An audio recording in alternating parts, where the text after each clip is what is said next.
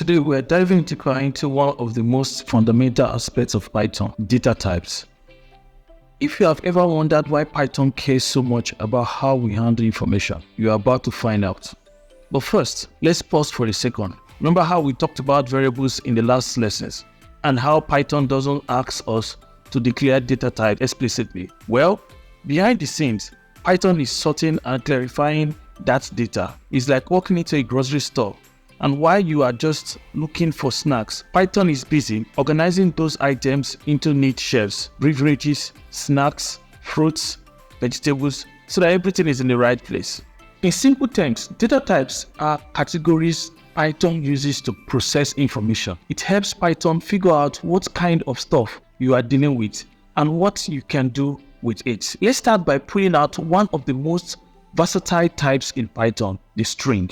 Imagine you are crafting a novel. A novel is made up of characters, and in Python, strings are a series of characters.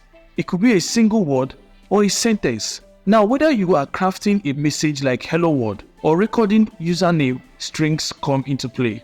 But here is the tricky part. You can wrap your strings in single quotes or double quotes. Why does this matter? Because it gives you flexibility when you need to handle text that includes quotes or apostrophes. For example, this small trick allows you to make your strings more expressive. You won't have to wrestle with quotation marks every time you write dialogue or quotes in your program. Imagine how frustrating it could be if Python tripped over every quote you used. Now pause for a moment. Open up any IDE of your choice, whether it's VS Code, PyCharm, Jupyter Notebook, or even a simple text editor. Try typing out the examples I shared. Don't worry if you hit a snap. That's part of the process. Getting comfortable with Python's quirks will make you a more versatile coder. Here is where things get exciting. Python strings are not just static bits of text. They come with built-in tools called methods that allow you to modify them on the fly. Think of these as special powers you can use to manipulate or interact with your strings. Let's start small. Try this. In this example, the title is a method. What does it do?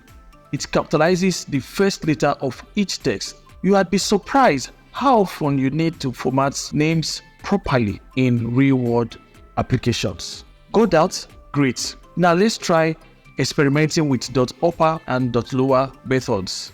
See how easily you can switch between cases. But what happens if your users enter their data inconsistently? They might type this. By using methods like .lower, you can standardize that input. Now, that's powerful. You've got names, you've got messages, but now, how do you combine them? This is where string concatenation comes in. Let's imagine you're building a user welcome screen and you want to personalize it. Try running this in your IDE. Did it work? Excellent. You have just used concatenation to create a personalized greeting. You can see how this can come in handy for more complex projects, whether it's sending a welcome email or formatting user input for a profile page. Oh, by the way, if you're having fun and learning something new, why not take a second to hit that subscribe button? It helps this video reach more people who are struggling with strings. And let's be honest, no one should suffer like that. And don't forget to smash that like button so more Pythonistas can find this video. Plus, hit the notification bell and you will be first to know when we drop more awesome Python tutorials. Here is a common problem. You've got a long chunk of text and you need to locate specific keywords. How do you find them without manually searching through the entire string? Enter the find method. Let's say you are scanning a treasure map. This gives you the position of the word treasure. If it's not there, Python returns -1. This is a simple tool, but incredibly useful when searching for specific words or phrases in a large dataset. Think about writing a contact list app.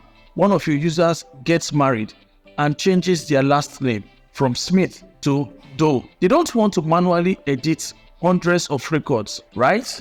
Here's where the replace method comes in. This feature ensures that your data remains updated and consistent across your program. We've done a lot with strings today, but Python isn't just about handling text. It's also amazing with numbers. In our next lesson, we will explore how Python deals with numbers, from basic arithmetics to more complex operations. You can think of situations where you would need to work with numbers in your project. Maybe you want to calculate how much coffee to order for an event or track scores in a game? Stay tuned, because numeric data types will make that possible.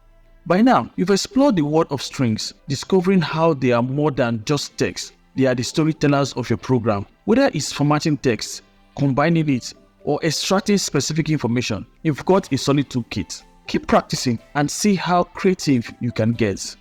Thank you. If you find this course valuable, please consider subscribing to our channel. By doing so, you'll be notified whenever we upload new videos. See you in the next lesson.